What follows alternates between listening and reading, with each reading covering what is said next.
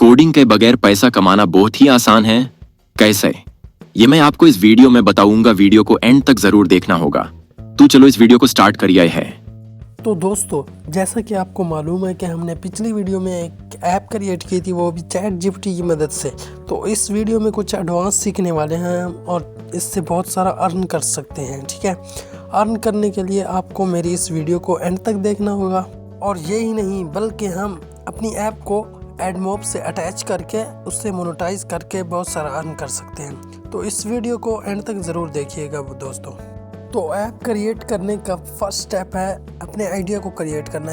इसके लिए आप प्ले स्टोर पर एग्जांपल देख सकते हैं। मैंने टू डू लिस्ट ऐप का आइडिया सेलेक्ट किया है, जिस पर हमने देखा कि मिलियंस ऑफ व्यू थे। जिस सेकंड स्टेप में हम चैट जीपीटी को एक प्रॉम्प्ट क्रिएट करके देंगे, जिससे वो हमारे लिए कोड HTML CSS और जावास्क्रिप्ट के लिए एक कोड जनरेट करके देगा।